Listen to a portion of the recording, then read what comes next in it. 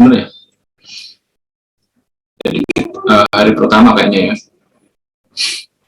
Ya, mungkin beberapa minggu ini akan cukup padat ya, baik mahasiswa maupun dosen gitu ya. Tingkat kalau kalian berarti ya sibuk untuk UTS ya.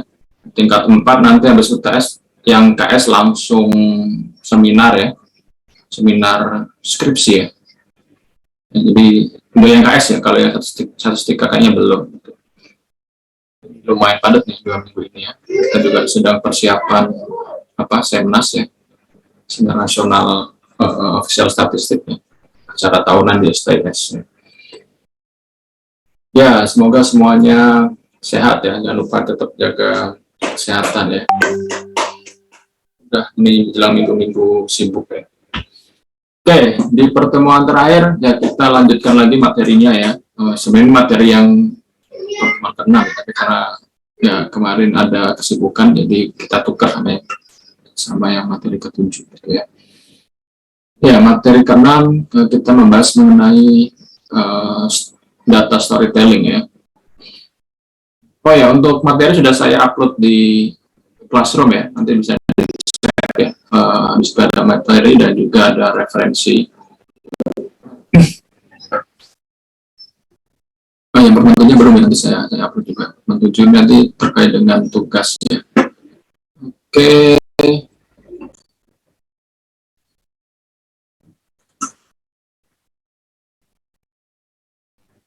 Nah, ini materi kita diambil dari bukunya Cole Nussbaumer Netflix ya. Nah, ini dia juga punya YouTube channel ini ya, si Cole ini ya. Dan bisa kalian cek di situ. Jadi juga banyak presentasi di beberapa event gitu ya. Nah, ini buku yang cukup bagus ya. Nah, ini kemarin juga salah satu yang bisa menjawab dari pertanyaan kemarin waktu PKL tuh ya. Jadi gimana cara kita menampilkan data visualisasi. Ini buku ini saya sudah cukup lengkap ya, dan beberapa materi memang beririsan ya, sudah pernah kita bahas juga ya, yang merujuk kepada bukunya Ricardo Mazza kemarin ya, terkait dengan pre-attentive attribute ya, kemudian data in ratio, karena itu adalah memang dasar dalam visualisasi data dan banyak dibahas di beberapa referensi gitu ya. Oke, jadi akan kita ambil dari buku ini. Jadi ini sebenarnya sudah lengkap ya, sifatnya praktikal gitu ya, step by step-nya ada di sini gitu ya. Dan ada beberapa case-case juga gitu ya. Mana yang bisa dijadikan sebagai suatu pelajaran gitu ya. Ini sudah saya share juga bukunya di Google Drive ya. Saya di link tadi sudah saya share juga buku ini. Oke, kita mulai ya untuk materi kita hari ini. Jadi karena ini materi yang cukup banyak, jadi mungkin nanti sekilas aja gitu, nanti bisa kalian baca detailnya di buku gitu ya. Storytelling with data ya. Di outline hari ini ya. Jadi bukunya diambil dari bukunya si Cole. Oke, jadi dia menjelaskan pertama ya, tentang ya banyaknya grafik yang digunakan di sekitar kita. Kemarin kalian juga sudah mencari ya beberapa contoh grafik, baik di publikasi di media cetak ya, di elektronik, di website ya, bahkan publikasi BPS pun juga ada gitu beberapa cat yang ya mungkin belum dikatakan baik ya. Apalagi kalau merujuk pada publikasi beberapa tahun yang lalu ya, zaman saya dulu masih di BPS tuh ya, awal-awal kerja tuh ya masih banyak itu cat-cat yang baik dari sisi pemilihan cat maupun dari sisi ya representasi visualnya ya. Mungkin saya sudah pernah cerita juga gitu ya. Ya misalkan zaman dulu kita mau misalkan ya menampilkan produksi kakao gitu ya. Nah, yang dipikirkan waktu itu justru kita memikirkan ilustrasi ya, utamanya itu malah ilustrasinya gitu, bukan apa sih yang ingin kita tampilkan gitu, tujuan kita itu mau ngapain gitu, mau menampilkan apa dari sisi produksinya, tadi dari sisi yang nilai terbesarnya atau perkembangannya, atau mau menampilkan suatu fenomena yang sedang terjadi misalkan ya, itu itu kan harusnya tujuan yang kita bahas di awal ya. Nah, waktu itu tuh kebanyakan kita sibuknya milih ilustrasi gitu. Kira-kira ikon apa ya buat menampilkan chart tentang kakao ya. Jadi nyari tuh gambar-gambar tentang kakao gitu ya, ditampilkan di backgroundnya. Jadi sebenarnya malah nggak terlalu penting gitu ya. Nah, itu waktu awal-awal seperti dulu masih seperti itu ya. Jadi kalau baca publikasi BPS di ya sebelum 2010 lah ya, itu masih seperti itu. Masih banyak yang chart di belakangnya itu ada background sapi, background kakao, yang malah chartnya itu malah nggak jelas gitu. Nanti bisa kalian cek tuh di publikasi BPS yang jadul-jadul gitu ya. Ya kemudian saya lupa momennya 2011 2012 gitu ya, bahwa di BPS itu ada rekrutmen pegawai dari orang-orang desain grafis gitu ya, untuk memperbaiki publikasi BPS ya. Dan itu cukup signifikan. Jadi perwajahan BPS itu ketika era-era setelah pasca SP 2010 itu mulai ada perbaikan yang cukup signifikan ya. Sampai sekarang ini ya relatif lebih baik ya. Mungkin kalian kalau melihat publikasi BPS sekarang yang sudah bagus gitu. Tapi kalau lihat dulu awal-awal sebelum era-era 2010 itu masih seperti itu ya. Sekarang sudah cukup bagus gitu ya. Nah, ini memang terjadi gitu ya. Contoh yang ada di sini nih, ini membandingkan gitu ya, apa customer ya yang ada di populasi yang ada di Amerika dan juga yang terkait dengan perusahaan ini gitu ya. Dia mau membandingkan gitu, ya, segmennya seperti apa. Ya, misalkan di sini segmen yang ada di Amerika, segmen 6 itu ada 32% gitu ya populasinya. Tapi customer-nya cuma 20%. Gitu. Jadi mau membandingkan ini gitu ya. Ya mungkin mau melihat segmen berapa yang bisa dipenetrasi ya lebih tinggi lagi. Misalkan ini kita bisa lebih tinggi misalkan seperti itu. Ini kan membandingkan itu ya. Ya tapi karena di sini ya kurang jelas itu apa yang mau disampaikan. Ya waktu mata kita melihat sih ya kita akan scanning informasi, baca satu-satu, lihat warnanya, lihat segmennya, kita mencoba memahami itu ya, karena di sini banyak semua warna dipakai gitu, jadi tidak memanfaatkan yang atributnya ya. Jadi warna di sini ya tidak digunakan dengan baik gitu ya, seperti contoh seperti ini. Dan ini tipikal ya, banyak chart yang seperti ini gitu ya. Mungkin kalian juga sering temui gitu ya, misalkan bar chart di bawahnya itu ada kategori, tiap kategori diberi warna yang berbeda gitu ya. Padahal sudah ada keterangannya kategori di situ ya. Jadi ini tipikal gitu. Jadi cukup banyak masih kejadian ya, kesalahan seperti ini masih cukup banyak terjadi. Jadi fokus kita melihat ya nggak ada gitu. Kita nggak fokus ke apa-apa gitu. Paling kalau mau fokus ya paling ini area ini yang lebih besar gitu ya. Tapi yang lain kita nggak karena ini ada warna yang berbeda gitu. Ya, warnanya semuanya berbeda gitu. Tidak ada sesuatu yang ingin ditonjolkan. Gitu ya. Ya, ini sama case-nya ya. Di sini penggunaan warna ya dan shape gitu ya. Ini sebenarnya mubazir ya. Ada shape yang berbeda, tapi juga dia gunakan warna yang berbeda juga. Gitu. Beberapa case gitu ya. Dan kemarin juga ya ketika kita mau menampilkan banyak apa misalkan shape tadi ya. Nah ini ternyata ketika makin banyak kategorinya kita mau tampilkan, ya kita makin sulit ya buat melihat gitu ya. Buat melihat chartnya itu kita makin sulit gitu. Makin banyak shape-nya, makin banyak bentuknya gitu ya.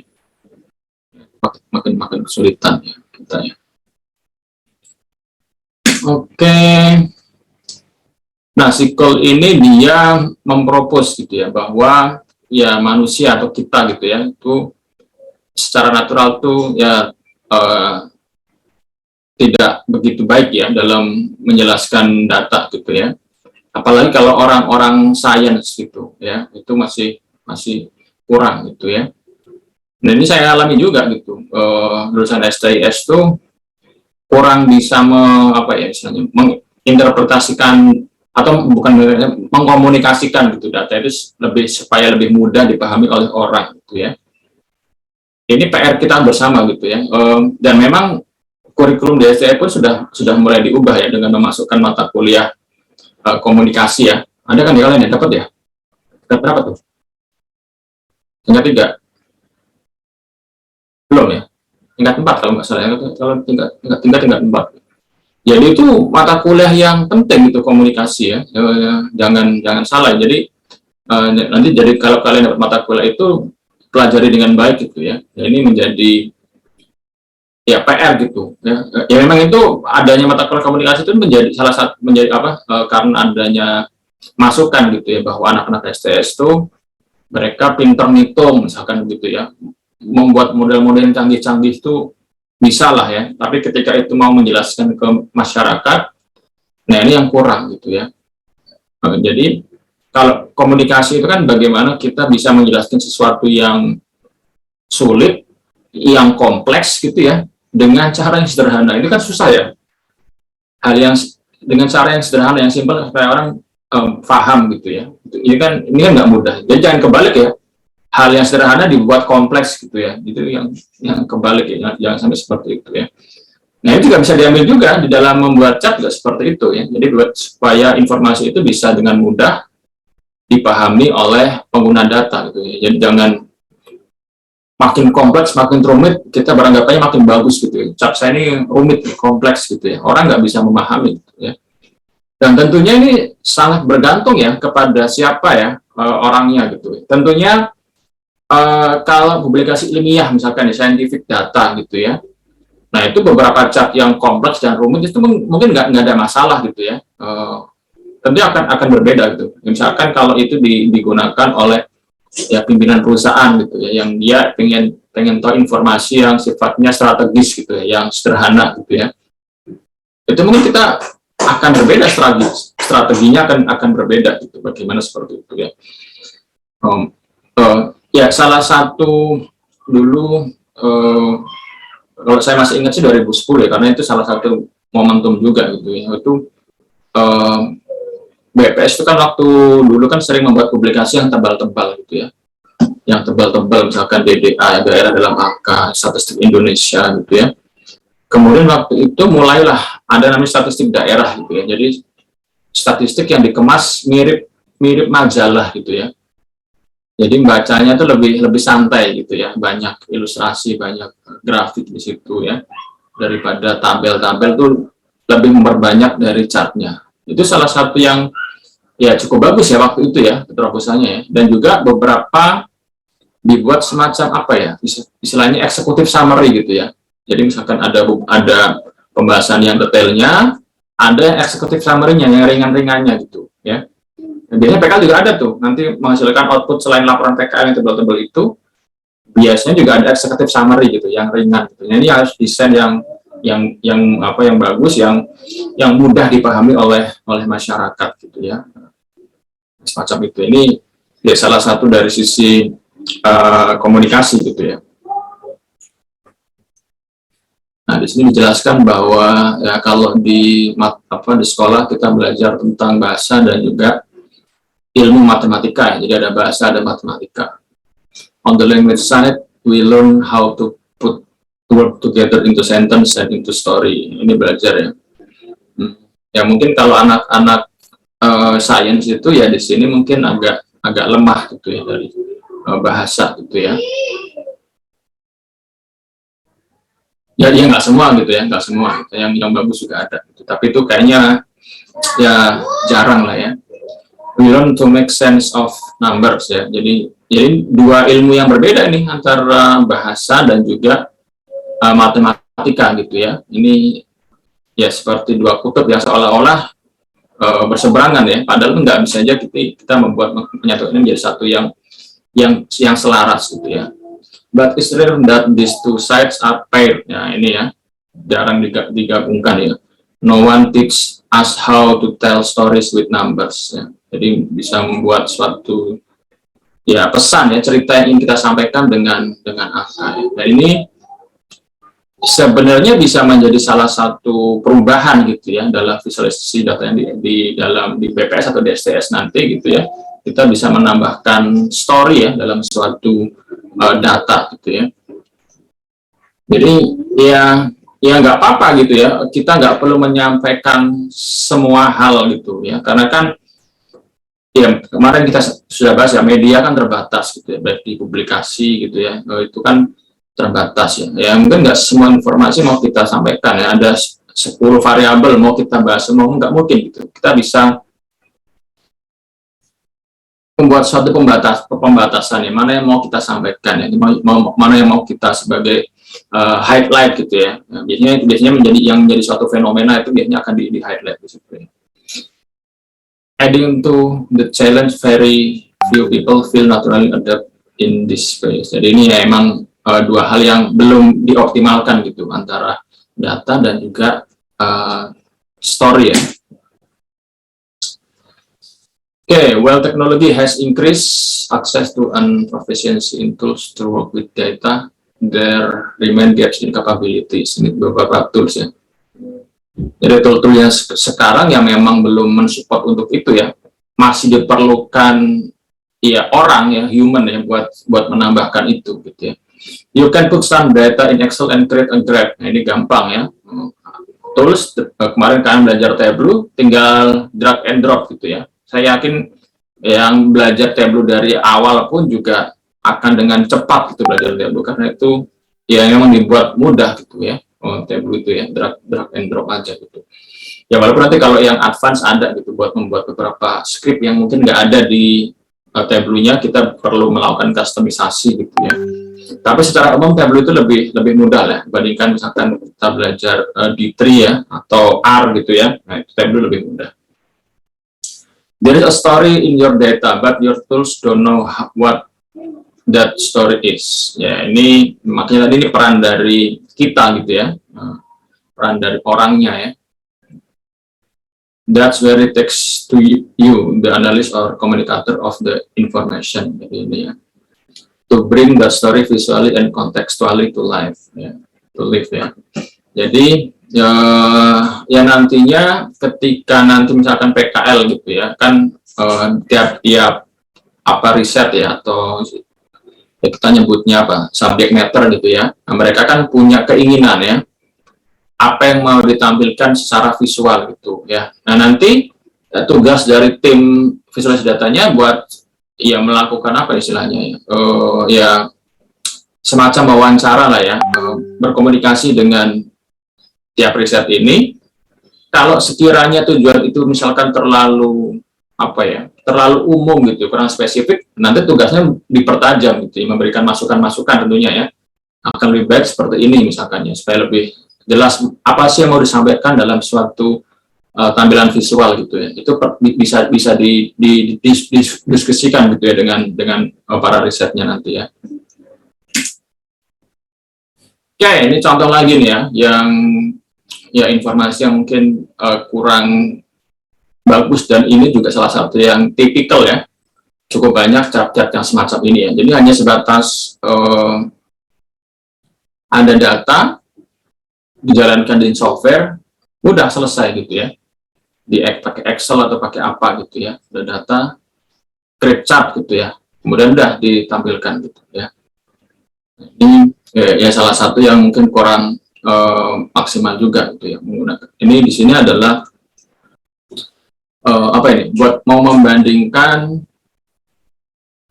volume tiket ya yang diterima dan juga yang diproses gitu ya oleh suatu perusahaan gitu ya. Nah, misalkan ya bisa tiket apapun ya, apakah tiket pengaduan misalkan gitu ya. Nah, di sini ada gap ya. Beberapa ada gap, tapi di awal-awal sih enggak gitu ya, ini tepat gitu ya. Ada 160 tiket, semuanya diproses gitu ya. Kemudian ini juga seperti itu, semuanya ini diproses ya. Yang di sini, nah ini mulai ada gap nih, ada gap, ini juga ada gap tapi kecil ya, nah, dan seterusnya gitu ya. Ini mau membandingkan gitu ya, seberapa banyak tiket yang diterima dan juga yang diproses gitu ya. Nah ini kalau yang kemarin kita belajar tentang data in ratio ya, ini sudah beberapa menyalahi gitu ya, ada penggunaan ini ya, bordernya ya, kemudian di backgroundnya ya, penulisan ini ya, dan seterusnya, ini beberapa kurang tepat gitu ya. Dari sisi itu ya, dari sisi pemilihan chart juga ini kalau kita membandingkan seperti ini ya kurang jelas gitu ya perbandingannya gitu ya. Nah, ini contoh gitu ya, setelah kita menambahkan beberapa storytelling gitu ya, ternyata, jadi ini salah satu outputnya ya, yang menambahkan informasi gitu ya. Jadi di sini ternyata kelihatan ya gapnya ya, awalnya sih baik-baik saja gitu ya. Nah, pas di sini kelihatan gapnya ya, antara yang diterima dan juga yang diproses. Gitu. Jadi ada gap di sini. Nah, kemudian di sini ditambahkan beberapa, ya istilahnya apa, ada fenomena gitu ya. Datanya di sini ada informasi bahwa pada pada bulan Mei gitu ya, ada 2 pegawai yang keluar gitu ya, dan ini ternyata ya cukup berpengaruh gitu ya terhadap tiket yang diproses gitu. Jadi menimbulkan adanya gap gitu ya. Dia menambahkan story di sini ya, menambahkan suatu cerita di sini ya. Oke, nah di sini dalam judulnya ini, nah di sini ada please approve the hire of truth. Jadi dia ya istilahnya apa, menginginkan supaya ya ada 2 employee lagi gitu ya buat ditambahkan ya supaya menutupi. Jadi ini dia ada cerita yang ingin disampaikan ya, ada tujuan, chartnya tuh dia punya tujuan gitu, ada yang mau disampaikan di sini gitu ya. Jadi kurang lebih itu ya, ini sebagai contoh gitu ya. Jadi dia lebih spesifik ya. Kita pun juga mudah gitu melihat suatu fenomena di sini dibandingkan dengan yang ini gitu. Kalau yang di sini ini diserahkan kepada pembaca gitu ya buat menginterpretasi ya. Ini ada data, saya pilih chartnya, dah terserah gitu ya. Mau gimana kalian membacanya gitu ya. Jadi makanya kita sering gitu ya membutuhkan deskripsi gitu ya, membuat suatu paragraf buat menginterpretasi itu gitu ya. Padahal dengan adanya chart pun kita juga bisa menambahkan informasi di situ gitu, nggak hanya dari sisi deskripsi chartnya gitu. Ya kita bisa menambahkan itu di dalam satu chart, menambahkan apa sih yang ingin kita sampaikan ya dengan chart ini tuh, kita mau menambahkan informasi apa sih kepada pengguna gitu ya. Apa yang ingin kita sampaikan ke mereka supaya mereka tahu itu apa. Jadi harus ada tujuan yang jelas di situ ya. Oke, jadi di sini ada ya kurang lebih 6 ini tahapan ya. Untuk yang 2 dan 3 ini sudah pernah kita bahas gitu ya, terkait dengan pemilihan chart yang sesuai ya. Nah, ini sudah pernah kita. Kemudian ini yang eliminate clutter, itu terkait dengan data rasio. Kemudian fokus attention ini terkait dengan pre-attentive attribute ya. Jadi sebagian ini sudah pernah kita bahas. Nanti kita akan melihat contohnya aja gitu ya.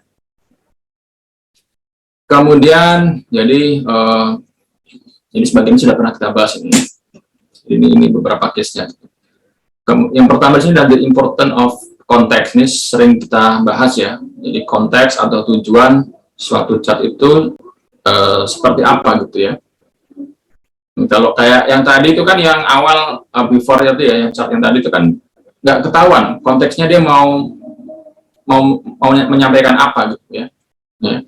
Kan bisa banyak ya konteks ya. Suatu chart ketika dia ditampilkan itu dia bisa konteksnya bisa banyak. Nah ini sebenarnya bisa menjadi pintu masuk kita gitu. Kita mau menyampaikan apa gitu ya. Oke, before you begin down the path of creating a data visualization core communication, attention and time should be paid to understanding the context for the need of to communication. Nah ini ya. Nah tadi kalau konteksnya PKL, ya berarti nanti ya apa yang ingin disampaikan suatu chat oleh riset tertentu gitu ya, oleh subject matter itu dia ingin apa sih yang ingin dia sampaikan gitu ya. Nah, di situ ya. Oke. Nah ini ya kita bisa menggunakan who, what, and how gitu ya. Nah ini to whom are you communicating ya. Jadi siapa targetnya siapa ya? Nah, yang ingin kita tampilkan itu siapa? Dan ini bisa berpengaruh ya terhadap nantinya visual yang kita tampilkan, itu bisa sangat berpengaruh di sini ya. Siapa audiens kita gitu ya, ingin kita sampaikan ke siapa ya. Tadi saya sampaikan gitu. Mungkin kalau dari sisi akademis gitu ya, untuk cat-cat yang kompleks, ya itu masih oke gitu. Tapi misalkan kalau untuk pimpinan daerah gitu ya, bupati atau gubernur gitu ya, nah ini bisa dibuat yang lebih ya sederhana gitu ya. Jadi ini berpengaruh. Nah, kalau beberapa riset gitu, penelitian di bidang visualisasi data itu ya, itu kan memang di situ audiensnya ya akademisi gitu ya. Beberapa chat itu cukup kompleks gitu ya, dan itu nggak ada masalah gitu ya. Karena ini maka jadi berpengaruh ya, siapa yang ingin kita komunikasikan tadi akan berpengaruh terhadap metodologi visualisasi yang akan kita lakukan gitu ya. What do you want your audience to know? Nah, ini sudah sering kita bahas nih ya. Jadi jangan kebalik berarti ya.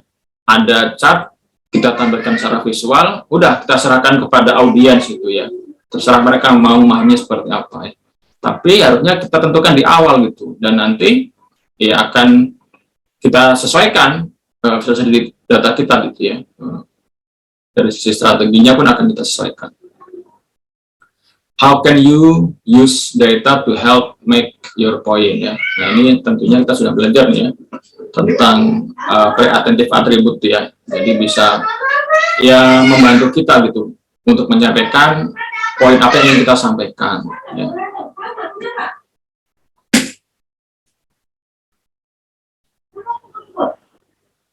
Nah, ini contohnya ya, who, what, and how, illustrate by example. Imagine you are fourth grade science teacher. Misalkan kita adalah guru SD ya, kelas 4 ya. You just wrap up an experimental pilot summer learning program and on science that was aimed at giving kids exposure to the unpopular subject. Jadi ini membuat uji coba gitu ya, uji coba program ilmu sains ya kepada anak-anak SD ya. Nah, ternyata ilmu ini kurang populer gitu ya di anak-anak gitu ya. Jadi mereka nggak terlalu suka tentang sains gitu ya. Ini sebagai hipotesis awal gitu ya. You survey the children at the onset and end of the program to understand whether and how perception towards science. Jadi si guru ini dia membuat suatu metode pembelajaran sains gitu ya. Kemudian dia ngetes diuji kepada para murid gitu ya, sebelum dan sesudah, kira-kira ya mereka berubah nggak persepsi mereka terhadap sains ya, apakah makin suka atau enggak gitu ya. You believe the data shows a great success story. Jadi ini berarti kan dari hasil surveinya tadi ada data yang diperoleh gitu buat memperlihatkan kira-kira gimana nih persepsi dari para siswa ya sebelum dan sesudah metode pembelajaran sains ini gitu ya. You would like to continue to offer the summer learning program on science going forward. Jadi ini dia ingin menilai gitu apakah program ini itu disukai oleh murid apa enggak gitu ya. Nah, di sini. Jadi ini misalnya seperti itu. Contohnya di sini punya the budget committee. Jadi misalkan komite sekolah gitu ya yang terkait dengan anggaran gitu ya, that can approve funding. Jadi targetnya ini pendanaan gitu ya. Jadi kan ya kalau sekiranya tadi bagus gitu hasilnya, para murid itu suka gitu ya, persepsinya mereka terhadap sains itu menarik gitu ya. Nah, harapannya program ini didanai gitu ya, seperti itu. What the summer learning program on science was a success. Please approve budget ya. How-nya, jadi kita membuat bagaimana caranya kita membuat suatu ilustrasi ya, illustrate success with data collected through. Jadi dari hasil tadi mau kita bandingkan nih, kira-kira gimana ini hasil pembelajaran sains ini gitu ya, kira-kira para murid suka apa enggak. Jadi di sini penting ini ya, kita mau mengetahui siapa yang ingin kita tuju ya.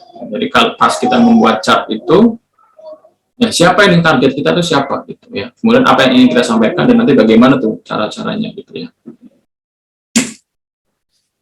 Oke, nah si Cole ini dia ya membuat satu metode gitu ya. Maksudnya 3 minute story gitu. Jadi kira-kira kalau dalam 3 menit, kita punya waktu 3 menit, kita mau menceritakan ke orang, apa yang bisa kita ceritakan ke orang tersebut. Gitu ya.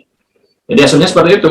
Chart tadi, misalkan kita buat suatu cerita dalam 3 menit itu kira-kira seperti apa cerita kita, gitu. Apa yang ingin kita sampaikan, gitu ya.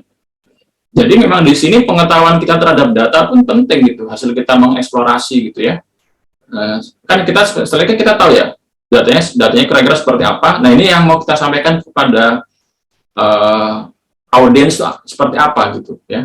Nah, jadi kita harus ngerti juga data yang kita hasilkan gitu. Dan mungkin ya kita bisa melakukan beberapa exercise gitu, nyoba-nyoba gitu ya. Kira-kira apa yang tepat ini ya, beberapa pilihan chart gitu ya. Kan itu ya, waktu kita melakukan exploratory kan seperti itu, kita melakukan eksplorasi dulu gitu ya. Coba A, coba B, coba C gitu ya. Oh ini bar chart kurang cocok, atau bar chart yang vertikal, horizontal, atau yang seperti apa. Jadi kita biasanya akan melakukan itu dulu, exercise itu ya. Setelah tahu ada fenomena apa, nah itu kita mau sampaikan kepada penggunanya ya. Kemudian ada ide besarnya gitu ya. Selain dari 3 menit cerita, ada juga ide besar yang ingin kita sampaikan gitu ya.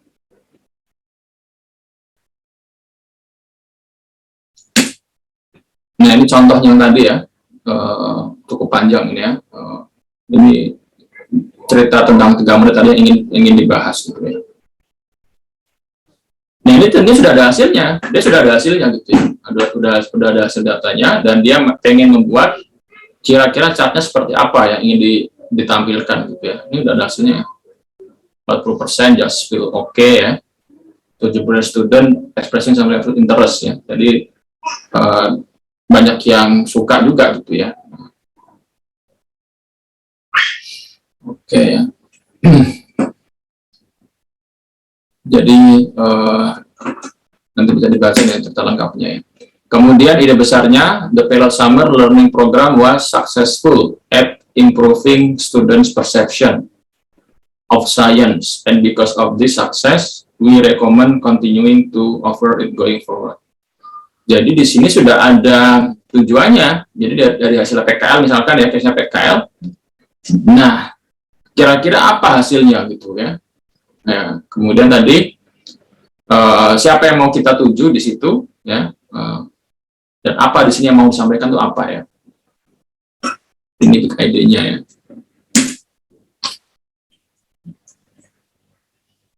Di sini dibuat juga adanya storyboard ya, storyboard. Issue, kids have bad attitudes about science, demonstrate issue, so student assignment grades over course of year ya. Idea for overcoming issue including pilot program. Jadi ini dibuat ya, storyboardnya gitu ya.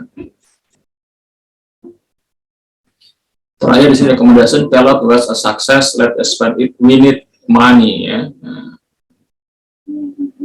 tujuannya dia ya promosi gitu ya kepada komite anggaran sekolah gitu ya, supaya didanai gitu ya. Ini program saya sukses loh. Tadi awalnya banyak yang nggak minat, sekarang jadi minat nih para siswa gitu ya. Okay, when it comes to exploratory analysis, being able to consciously articulate exactly who you want to communicate, jadi siapanya tadi penting, and what you want to convey before you start ya, jadi siapa dan apa tadi ya. Kemudian tadi pelajari tentang memahami tentang 3-minute story, big idea, dan storyboarding ya. Nah tadi yang terkait dengan konteks tadi ya, awalnya ya. Kemudian, nah ini udah pernah kita bahas ya, pemilihan dari chart yang sesuai ya. Nah kalau di buku ini sudah ada contoh-contohnya nih ya, yang chapter 2 ya.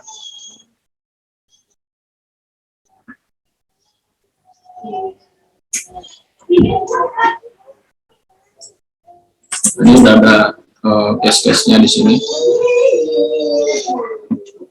Nah, tabel gitu ya.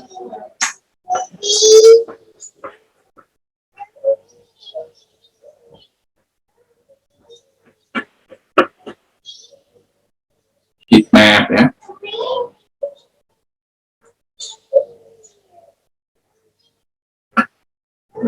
poin. Ini yang udah pernah kita bahas nih ya. Dia tapi ya dia bahas juga di sini gitu.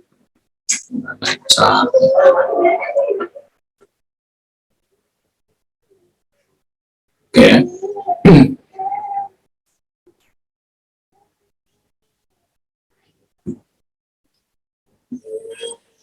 Jadi ini saya skip ya. Nanti kalau mau dibaca lagi ini di buku ada. Nah di sini yang perlu dicatat aja adalah ya ini beberapa hal yang dihindari gitu ya. Lagi-lagi ya. There are also some specific graph types and element that you should avoid ya. Di sini dia menuliskan pie chart ya. Memang ini chart yang banyak dibenci oleh para praktisi visualisasi data gitu ya. Donut chart ya, kemudian ada yang 3D, sebenarnya sumbu Y yang kedua gitu ya. Jadi ya pie chart ini sudah pernah kita bahas juga gitu ya. Banyak permasalahan di situ ya, ketika kategorinya banyak dan nilainya berdekatan, ini sulit buat membedakannya gitu ya. Masuk donut chart gitu ya. Makanya kemarin yang waktu kita bahas ya kalau saya sih ini tidak terlarang mutlak ya, bisa digunakan dengan catatan gitu ya. Mungkin ketika tidak terlalu banyak kategorinya ya, kemudian ya proporsinya itu ya cukup jauh lah perbedaannya ya. Misalkan ya ada yang 80 sama 20 gitu ya misalkan ya. Nah, itu kan cukup signifikan. Pokoknya kalau yang terlalu mirip-mirip itu ya susah gitu buat membedakannya ya. Termasuk donut chart juga gitu ya. Kemudian yang 3D, nah ini juga tidak terlarang ya. Nah, maksudnya 3D di sini yang dilarang adalah ya ketika harusnya suatu chart itu dalam bentuk 2 dimensi ditambahkan efek 3D. Jadi 3D ini bukan kebutuhan, hanya sebatas efek aja gitu ya. Misalkan bar chart dibuat efek 3D gitu, ini kan nggak perlu gitu ya. Tapi kalau beberapa case visualisasi data yang membutuhkan space 3D, ya itu boleh-boleh aja ya. Apalagi kalau yang tampilan visualisasi interaktif itu kan banyak yang menggunakan 3 dimensi gitu ya. Beberapa data yang ada data keuangan gitu ya. Nah, itu memang nggak apa-apa ya. Jadi konteksnya di sini maksudnya 3D ini ketika suatu chart yang sebenarnya dia nggak perlu 3D dibuat 3D gitu ya. Baca pie chart seperti itu ya. Nah, ini dia nyebutnya pie chart is evil ya. Supplier A, supplier B, supplier C gitu ya. Nah, ini sama ini nggak kelihatan mana yang lebih besar gitu ya. Ya kalau ditambahkan efek 3D ya. Nah, kalau lihat perspektif seperti ini yang lebih besar gitu ya. Ini lebih besar ya.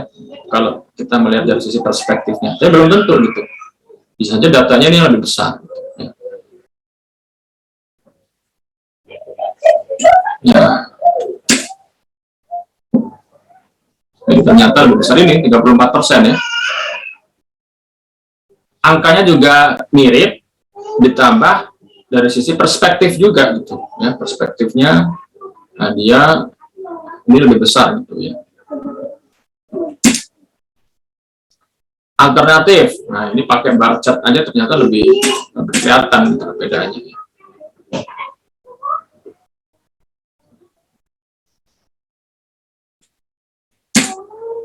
Never use 3D, one of the golden rules of data visualization. Ini aturan emas ya.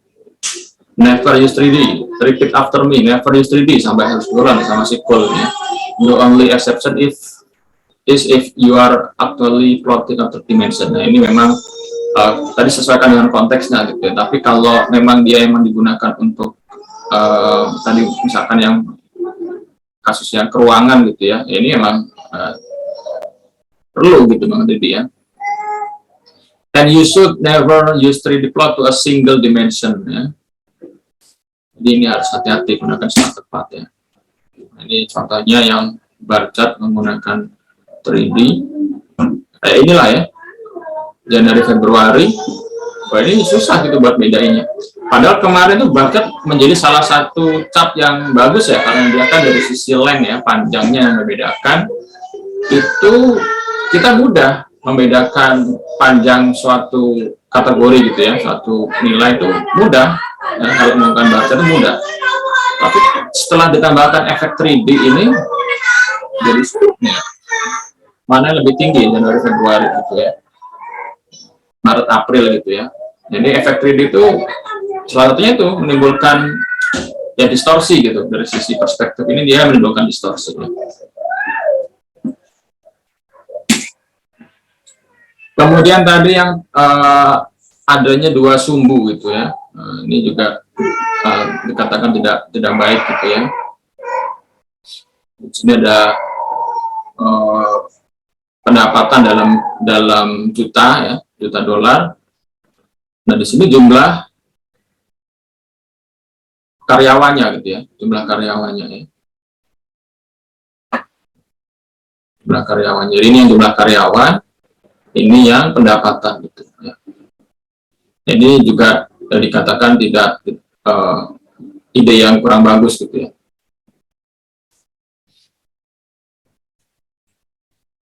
Oke ya.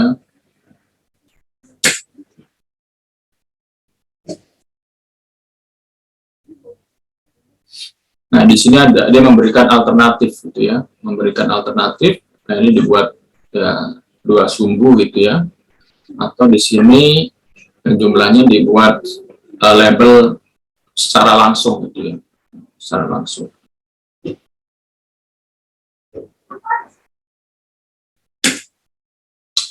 Oke, eliminate clutter ini juga sudah pernah kita bahas terkait dengan data ing rasio ya. Jadi semua tampilan visual ya berupa chart atau ilustrasi itu sebisa mungkin dia merepresentasikan datanya ya. Nah, itu kita maksimalkan itu ya, yang nggak perlu kita kurangi ya, nggak terlalu terlalu rame gitu ya. Picture a blank page or a blank screen. Every single element you add to that page or screen takes up cognitive load. Nah tadi semua elemen yang ada dalam satu tampilan itu ya, ini membutuhkan cognitive load ya di otak kita ya. Nah, kalau itu tadi ternyata nggak bernilai data, ya ini jadi nggak ada manfaatnya gitu ya, cuma nambahin cognitive load aja gitu ya.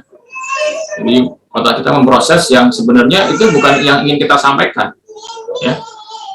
Otak audiens itu akan memproses itu, padahal itu bukan yang ingin kita sampaikan. Jadi kan selainnya jadi ya sia-sia gitu ya.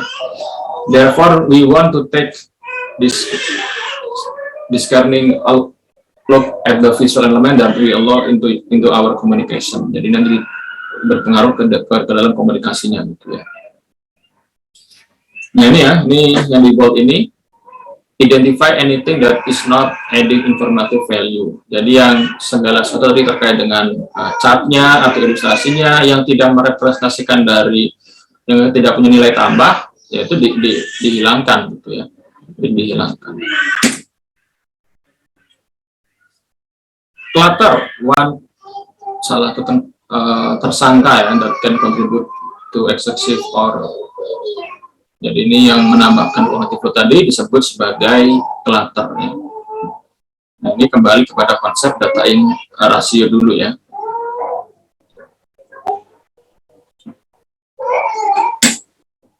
Ini contoh ya. Nah ini kalau kita disuruh memahami ini gimana ini?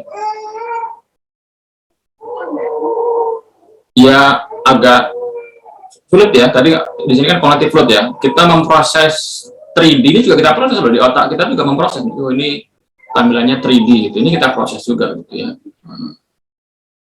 Kemudian di sini ada ya chartnya tidak diurutkan gitu misalkan ya case-nya ya. Jadi kita enggak. Jadi di sini apa ini? Annual grocery store inflation by city ya. Ini adalah inflasi ya. Tahunan ya. Inflasi tahunan ya. Tahun 2014 gitu ya. Pada 2014 food price inflation was higher in Seattle. Jadi di sini inflasi harga makanan di Seattle, St. Louis dan Chicago ya, kota-kotanya ya. Kemudian dia bagi berdasarkan persentasenya nih. Yang tinggi itu yang ungu di atas 3% ya. Ini ungu, yang pertengahan 2-3 ini yang hijau gitu ya, di berbagai kota di Amerika ya. Yang di bawah 2% itu warna apa ya? Emas ya. Kemudian di sini ada nilai rata-rata ya, nasionalnya. Nah ini ya, di sini contoh ya, yang banyak clutternya gitu ya. Nah, kalau sudah dibersihin clutternya, jadi lebih bersih gitu ya di sini. Ini kelihatan gitu bedanya gitu ya. Dan dia dibuat horizontal di sini ya. Jadi ini dia lebih clean gitu ya. Dan dia short gitu ya. Nah, dia short. Ini sudah pernah kita bahas juga gitu, bahwa hal yang sederhana gitu, melakukan sorting itu bisa menambahkan nilai gitu ya, value dalam chart kita gitu. Dan ya beberapa kebiasaan, misalkan kalau di BPS itu menampilkan data per provinsi ya, diurutkan dari barat ke timur gitu. Ya itu sebenarnya nggak ada nilai tambahnya di situ ya, nggak ada value-nya gitu, dari barat ke timur gitu. Beda hanya misalkan mau kita kelompokkan gitu, mau kita kelompokkan per regional gitu ya, dari per Sumatera, itu beda lagi case-nya gitu ya. Kalau misalkan data 34 provinsi kemudian kita urutkan dari barat ke timur, itu nggak ada nilai tambahnya di situ ya. Kan lebih baik misalkan kita sort dari nilainya gitu ya. Ini yang hal sederhana. Oke ya, ini berarti ya. Lack of visual order when the sun is full, it fades into the background so that your audience doesn't even notice it. When it's not, however, your audience feels too burdened ya. Jadi nggak ada urutannya di sini gitu ya. Nah ini yang kayaknya sama gitu ya. Di sini dilakukan sorting gitu ya. Nah di sini apa ini? Demonstrating effectiveness is most important consideration the selecting a provider. Jadi pemilihan dari provider gitu ya. Nah, di sini in general what attributes are most important to you in selecting provider. Jadi ini apa sih alasan memilih provider ya? Nah, berapa persennya di sini ya? Nah, di sini rekomendasi dari teman gitu misalkan ya. Dari sisi harga ya, previous work together ya, yang sebelumnya gimana ya, reputasi, kemudian local knowledge, content expertise, demonstration of result ya. Kemudian di sini yang ini ya, affordability and experience working together previously, which are hypothesis to be important. Jadi ini yang awalnya dihipotesa sebagai yang penting gitu ya. Ternyata prakteknya enggak ya, cuma ada apa namanya 20% ini ya, seperti itu.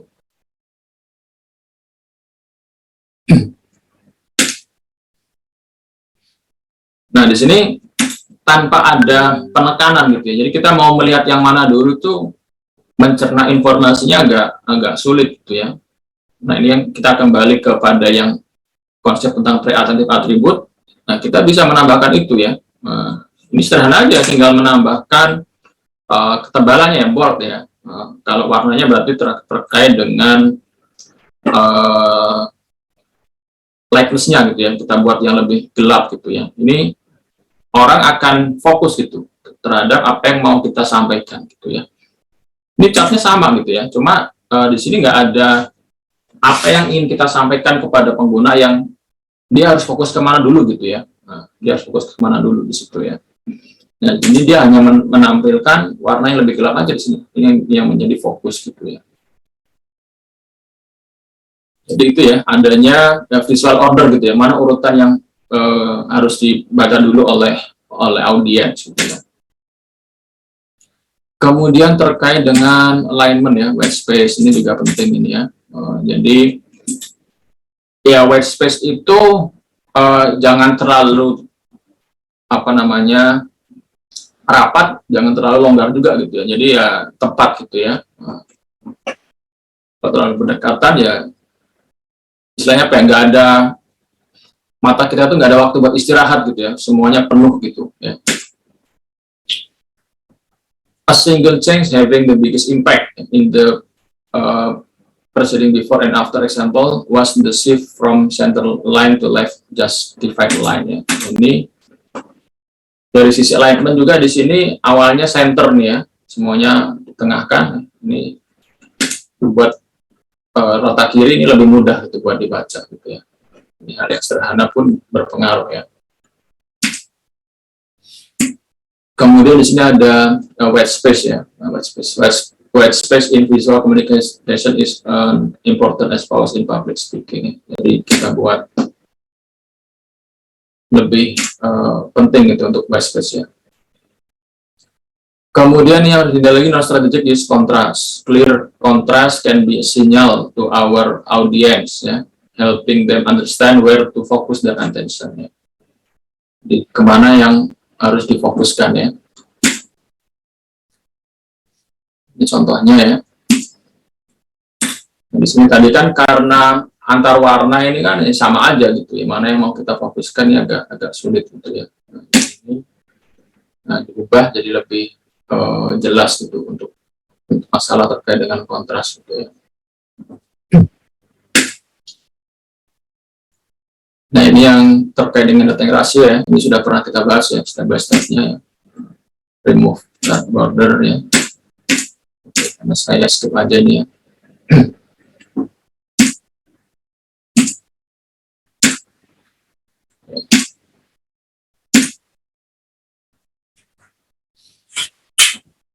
Kemudian, nah ini yang terkait dengan pre-attentive attribute ya, focus your attention, audience attention ya, bisa kita pakai, apa juga. Kemudian ini think like designer.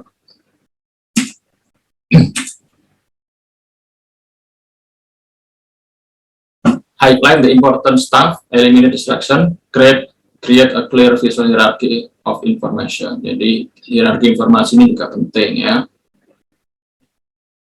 Jadi mana yang mau kita urutkan gitu. Kalau kita membuat dashboard, ini yang sudah pernah kita bahas juga, ya biasanya informasi yang terpenting itu diletakkan di kiri atas gitu ya. Nah, itu yang menjadi dari hasil riset titik yang orang pertama kali lihat gitu ya. Itu di kiri atas ya. Makanya kita perlu membuat suatu hierarki informasi.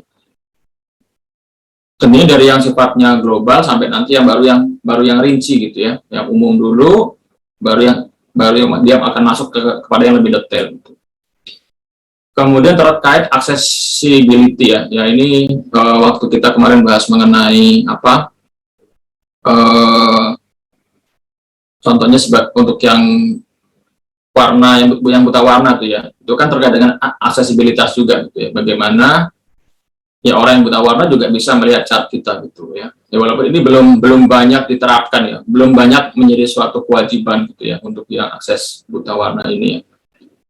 Apalagi kalau di BPS ya, BPS itu ya karena dari awal masuk pun anak-anak STS itu sudah nggak boleh buta warna gitu ya. Jadi isu ini kurang diangkat gitu. Tapi kalau di luar sana ini menjadi satu pertimbangan juga gitu ya. Apalagi kalau misalkan pimpinannya ya dia buta warna gitu misalkan ya. Nah, terhadap tentunya biasanya kalau yang terkait dengan buta warna parsial ya. Kalau yang udah buta warna total yang udah sulit gitu ya. Yang parsialnya masih bisa kita optimalkan ya. Dan beberapa tools visualisasi data ada tuh pale warna atau template warnanya yang mensupport itu gitu ya. Kemudian terkait dengan estetika dan juga acceptance di sini ya. Aksesibilitas, don't overcomplicate ya, terlalu kompleks ya. Kemudian text your friend. Words used wisely. Ini peak breakup times according to Facebook status update. Jadi ini data apa nih, orang yang putus ya, berdasarkan status Facebook ya, update-nya gitu ya. Jadi ada chartnya, dan di tiap-tiap momen di sini diberikan keterangan gitu ya, diberikan keterangan. Ada Valentine Day ya, nah, dan seterusnya nih. Jadi tiap-tiap itu ada keterangannya di sini, menambahkan tulisan itu ya bisa menambahkan value terhadap nilai kita, terhadap chart kita gitu ya.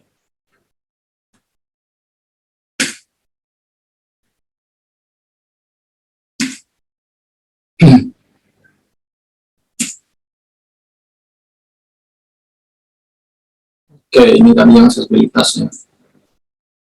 Ini warnanya jelas ya.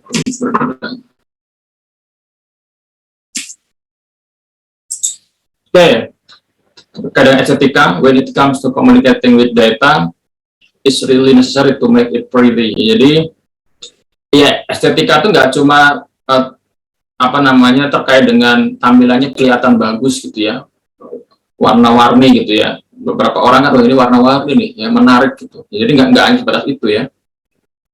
Jadi warna di sini harus digunakan dengan tepat gitu ya. Kemudian tadi terkait dengan alignment dan juga terkait dengan garis expression. Jadi ini bisa menambahkan unsur-unsur estetika gitu ya. Nah ini yang tadi itu ya, misalkan mau difokuskan ke sini gitu ya.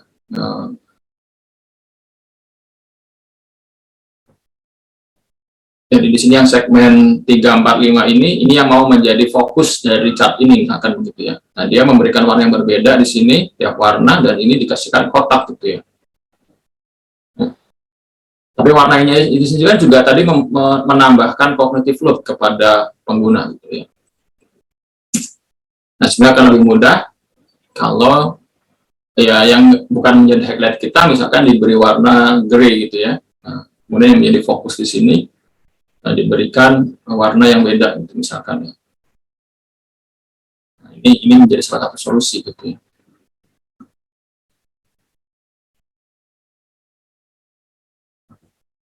Jadi tadi tergantung dari fokus kita gitu ya. Misalkan ini fokus kita mau yang segmen 345, ya ini bisa kita berikan warna yang berbeda.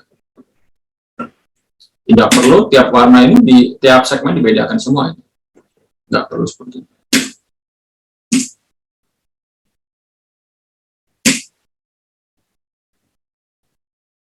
Oke. Nah ini yang terkait dengan anotasi tadi ya, terhadap suatu titik-titik gitu yang ingin kita tampilkan gitu ya.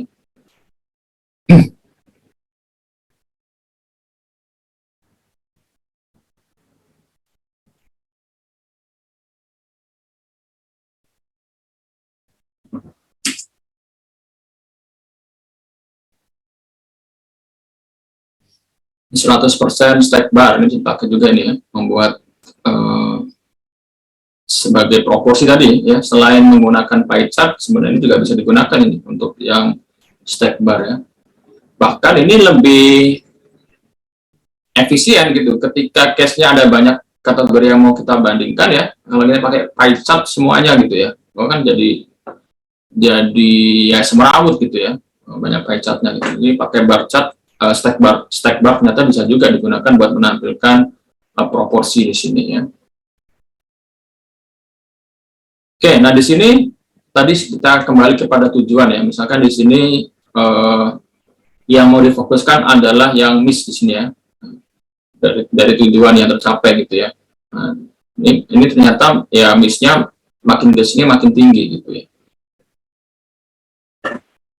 Jadi ini tergantung dari apa yang mau kita tampilkan ya untuk value-nya gitu ya.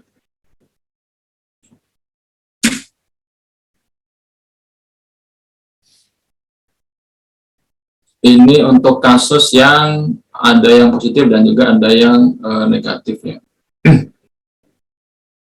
Jadi bisa juga gitu ya.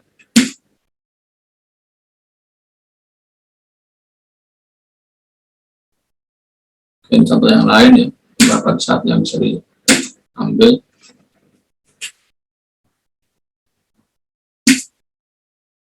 Oke, ini kembali ke case yang tadi ya, ketika terkait dengan cerita ya, dengan cerita ya. Misalkan di sini average retail product price per year ya. Jadi di sini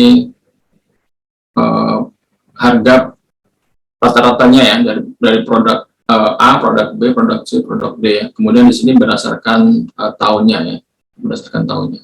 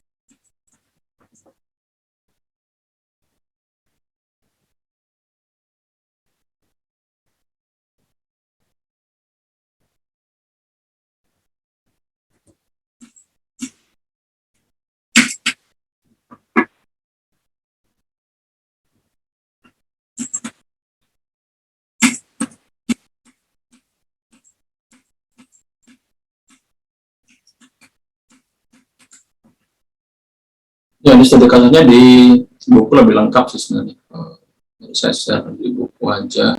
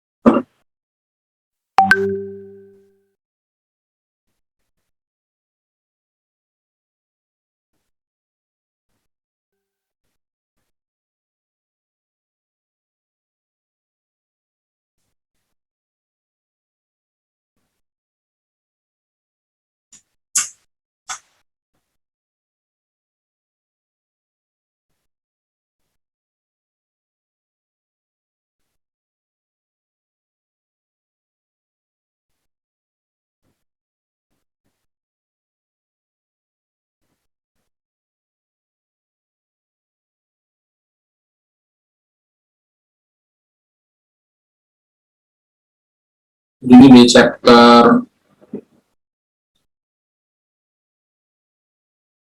7 dan 8, 8 dan 9 ya, ini ada studi kasusnya gitu ya, terkait dengan langkah-langkah tadi ya, sampai dia keluar hasilnya. Bisa dibaca sendiri nih ya, studi kasusnya.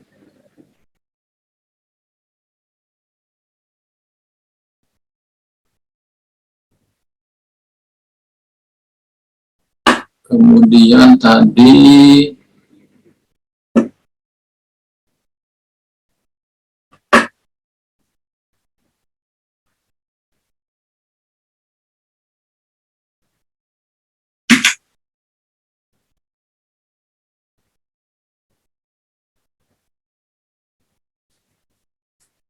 yang tadi terkait dengan hasil ya dari penelitian tadi ya, terkait dengan program sains ya di suatu sekolah yang pre.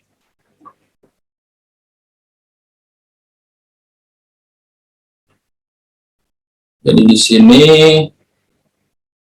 yang bosen berapa ini, 11% ya, not great 5%, excited 19%, agak tertarik ya 25% ya, tertarik oke 40% ya. Jadi ini sebelumnya ya, sesudahnya, nah ini dibandingin juga gitu. Nah, ya ini agak sulit tadi ya dengan menggunakan pie chart ya, proporsi, Karena ya pie chart ini sering dipakai gitu. Kalau melihat proporsi ya gampangnya pakai pie chart. Dan kalau kita mau bandingkan nilai-nilai ini ya agak sulit gitu ya. Nah, agak sulit ya. Nah, ini solusinya ya.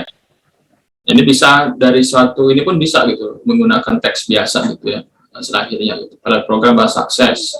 After the pilot program 68% keeps express interest ya. 8% berarti yang mana nih?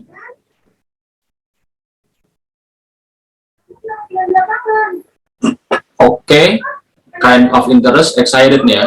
Nah, ini ya proporsinya itu ya. Jadi sebenarnya 3 ini yang dilihat. Yang keberhasilannya 3 ini ya. Yang sebelumnya berarti berapa? 44% ya. Kalau pakai ini agak sulit nih. Jadi definisi berhasil di sini adalah yang oke, kind of interest, dan juga excited gitu ya. Jadi 3 ini ya yang dinyatakan sebagai tertarik gitu ya. Nah, ini hasil akhirnya maksudnya ditampilkan 68% siswa tertarik gitu ya. Dan dia nggak perlu dia detailnya ini nggak perlu dia sampaikan gitu ya. Jadi dari hasilnya tadi banyak yang tertarik gitu misalkan seperti itu. Nah, kalau di PK biasanya yang seperti itu udah ada ini ya, angka akhirnya berapa itu biasanya dimunculkan gitu ya.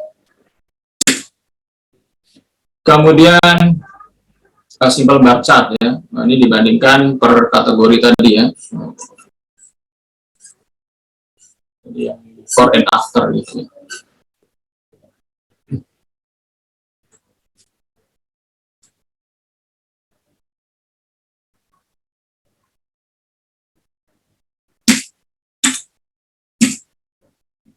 Nah, ini pakai stack horizontal bar graph juga bisa ya.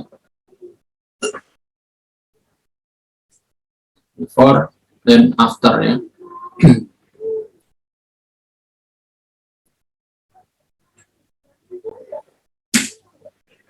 Atau ini pakai slope graph, ini sudah pernah kita bahas juga ya, slope graph.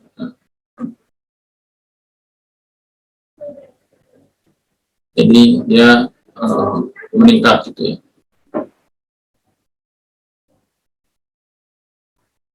Oke, kurang lebih itu terkait dengan storytelling with data. Jadi di buku itu sih dia detail gitu ya. Di contohnya pun ada ya terkait dengan beberapa contoh sampai hasil akhirnya. Nanti bisa dijadikan sebagai bahan juga tuh kalau yang membuat visualisasi data di PKL kemarin tuh ya, itu bisa dijadikan sebagai panduan juga gitu ya. Oke, ya. Ada yang mau didiskusikan terkait dengan materi kita di pertemuan ini ya? Ya, silakan. Mau ditanyakan.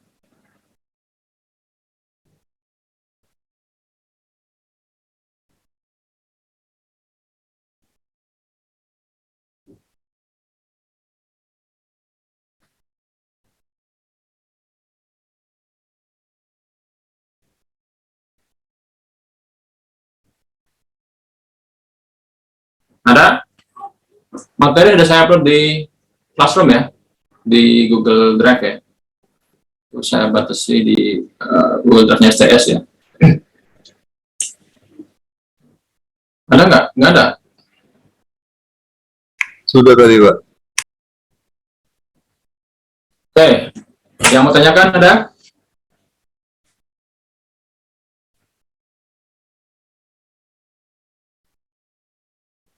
Nggak ada? Cukup? Jam berapa nih? 11.32.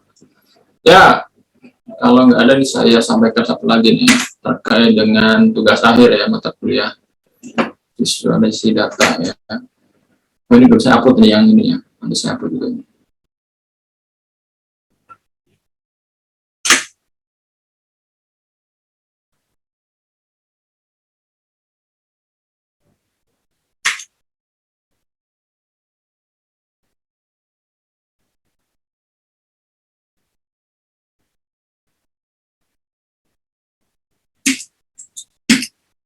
Oke, proyek akhir. Jadi nanti kalian akan ada proyek akhir ya. Buat proyek akhir visualisasi data dan informasi dengan topik, ya pilih salah satu lah ya. bisa berupa dashboard informasi, visualisasi data interaktif, visualisasi data berdimensi tinggi, atau multivariat lah ya. Kalau dimensi terlalu banyak, multivariat lah ya. Visualisasi data berjejaring dan visualisasi data berhierarki, ini yang di topik. Nanti materinya setelah UTS nih ya, tapi bisa kalian pilih juga gitu ya.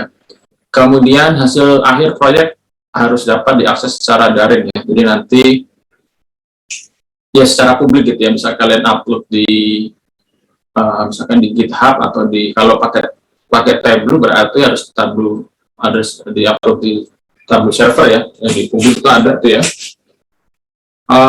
Tapi kalau kalian mau pakai teknologi lain juga boleh ya. Jadi saya nggak membatasi pakai Tableau ya. Yang belajar misalkan pakai ChatJS atau pakai R ya, itu dipersilahkan gitu ya. Jadi tidak hanya terbatas pakai Tableau, ya. Tapi dan kayaknya nggak mungkin juga kalau kita bahas semuanya gitu ya. Tapi kalau kalian mau pakai yang lain boleh gitu ya. Kemudian nanti kalian buat dokumentasi proyek ya dalam halaman GitHub gitu ya. Dokumentasinya aja ya. Ini proyek akhirnya ya. Kemudian nanti kalian akan membuat format ini kok slide-nya. Oh ya benar ya.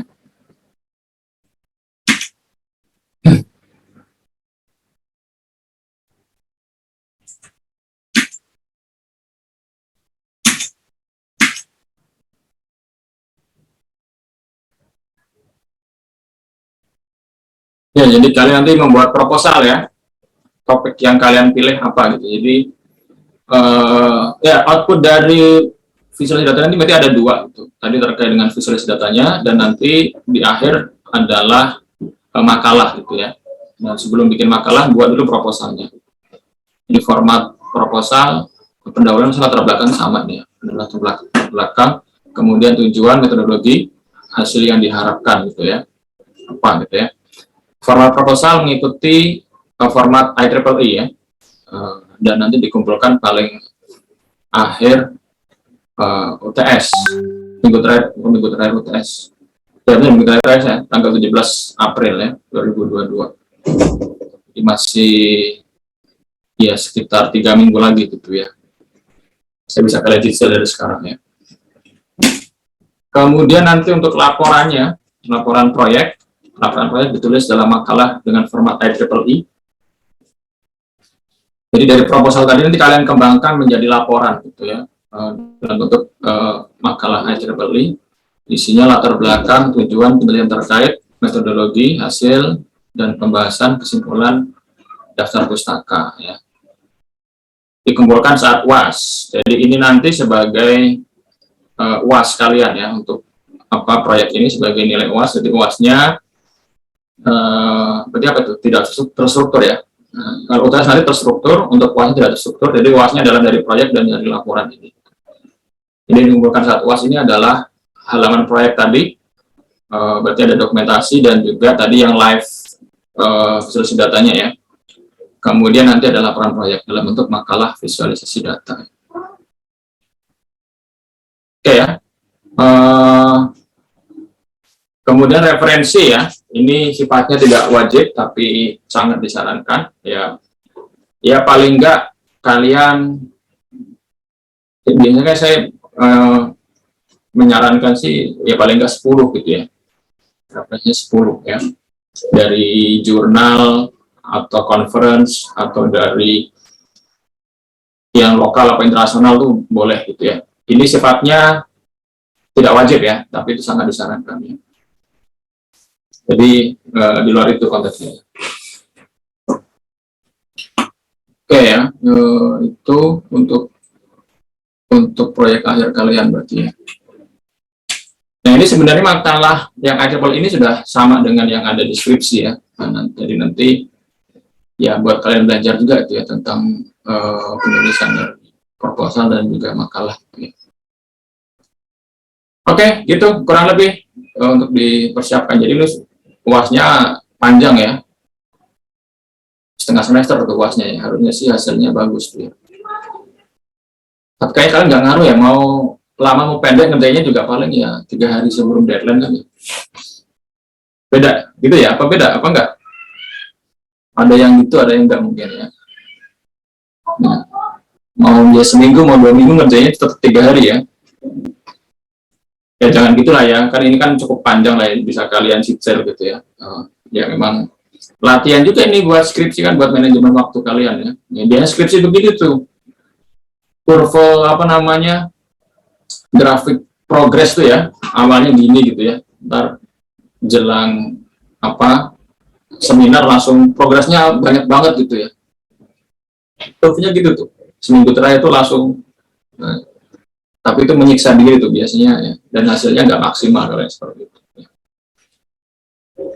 Ya silakan, kalau ada yang bertanyakan terkait dengan materi hari ini boleh, terkait dengan tadi UTS UAS project itu ya dipersilakan ya. Biasanya kalau di kelas sih ada presentasi, tapi kayaknya sekarang nggak usah lah ya presentasi ya kalian ya. Ini nggak perlu lah ya.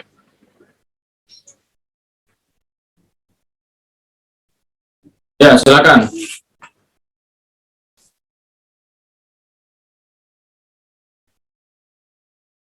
Ya,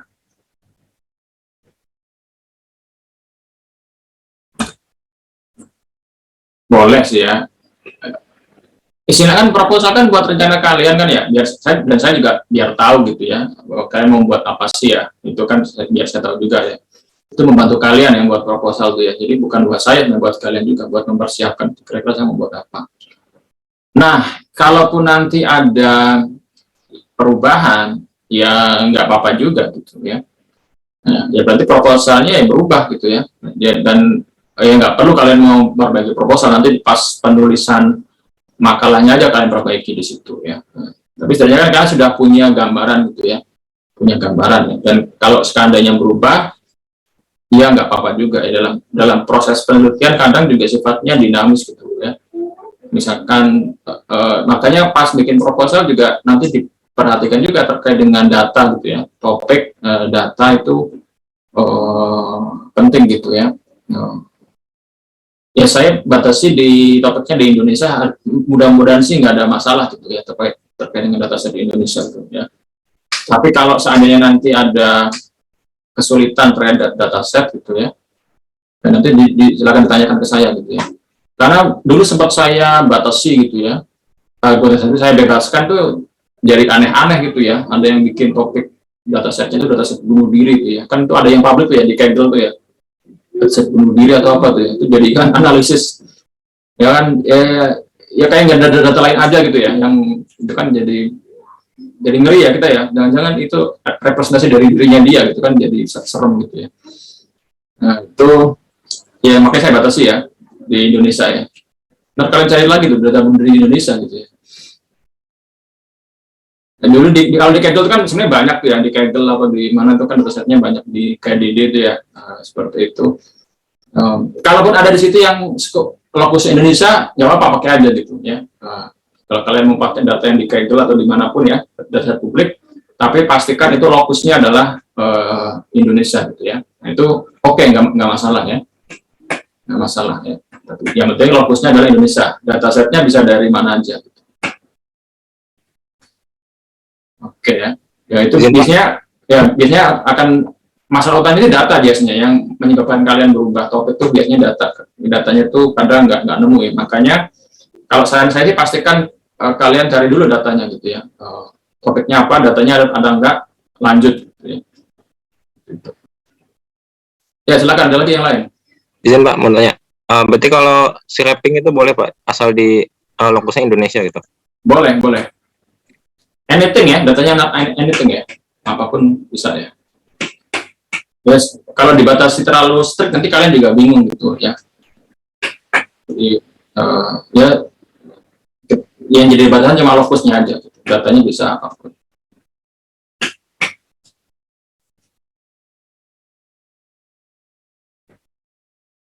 Oke, silakan.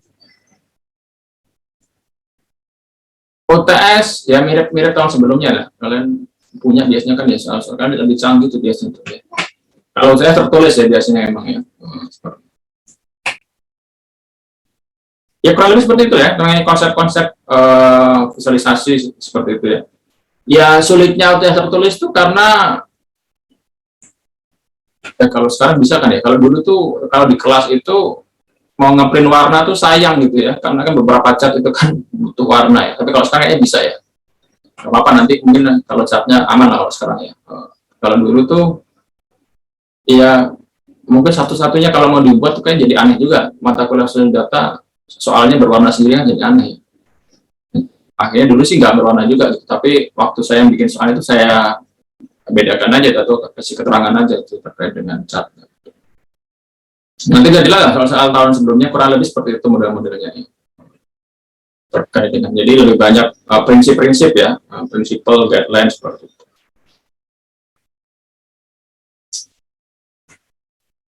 Oke ya, tadi udah jelas ya, dan ya saya sih juga sangat berharap tadi ya, karena itu dari walaupun tadi masih berupa saran ya, apa namanya, opsional ya, tapi referensi tadi itu penting gitu ya, biar kalian nanti juga baca gitu ya. Dari Google Scholar, IEEE itu banyak.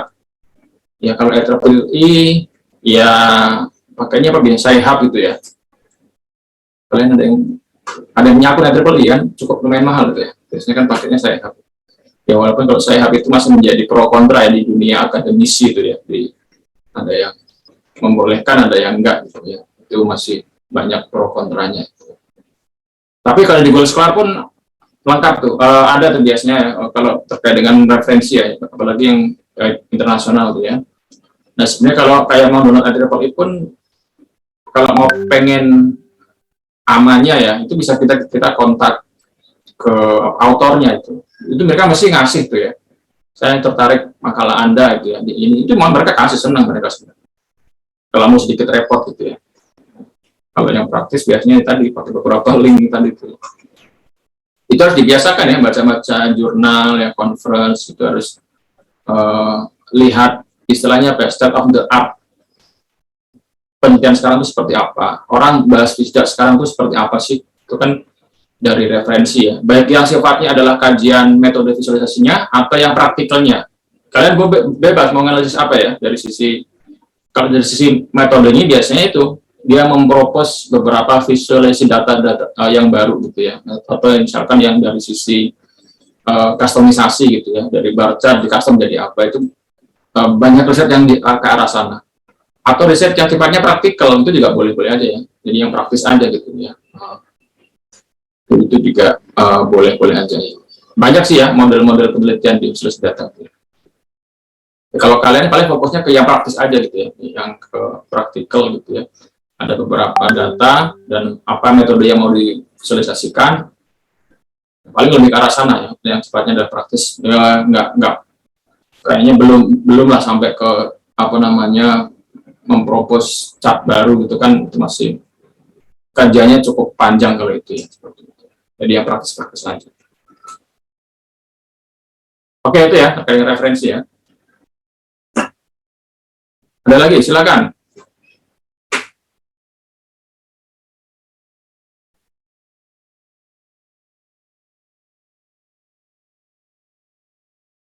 Cukup? Ya, kalau cukup berarti kita cukupkan ya sampai di sini ya untuk kuliah kita untuk pertemuan 7 ini. Jadi ya semoga UTS-nya kalian lancar semuanya ya. Jadi untuk UTS-nya tertulis, saya ingatkan lagi ya, untuk kelasnya nanti dari project kalian. Ya. Oke, kalau gitu saya akhiri. Semoga apa yang kita belajar hari ini bermanfaat. Insya Allah ketemu lagi nanti pas setelah UTS ya semuanya ya. Ada lagi? Oh, responsinya. Responsinya.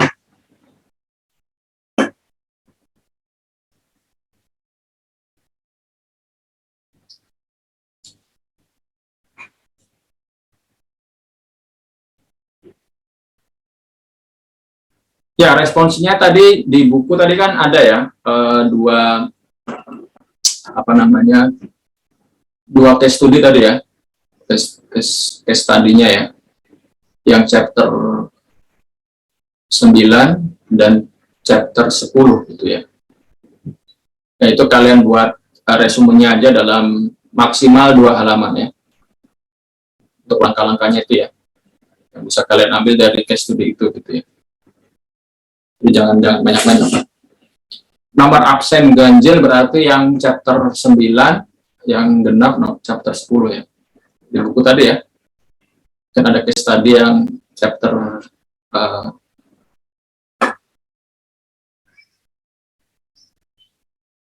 chapter 9 ini ada 5 case study ya. Jadi yang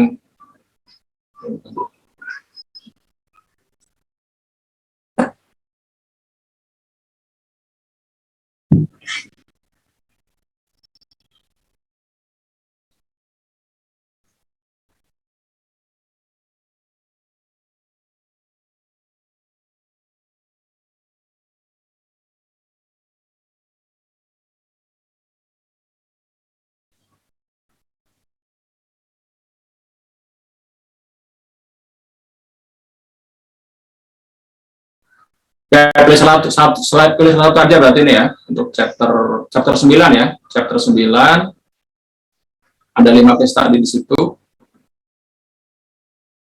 Pilih salah satu ya. Yang chapter 5 tadi udah dibahas, berarti tinggal yang chapter 1 sampai case study 1 sampai case study 4 ya. Dipilih salah satu ya. Nah ini ya. Di sini ada 4 case study. Kalian pilih salah satu ya.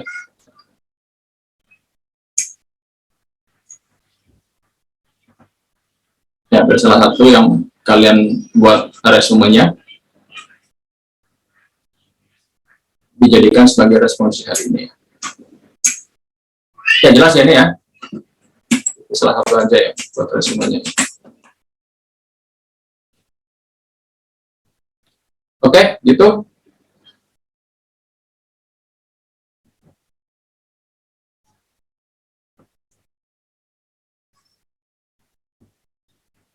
Jelas ya? Oke ya, kalau gitu kita akhiri. Insya Allah ketemu lagi nanti habis UTS semuanya ya. Saya tutup. Assalamualaikum warahmatullahi wabarakatuh. Yuk.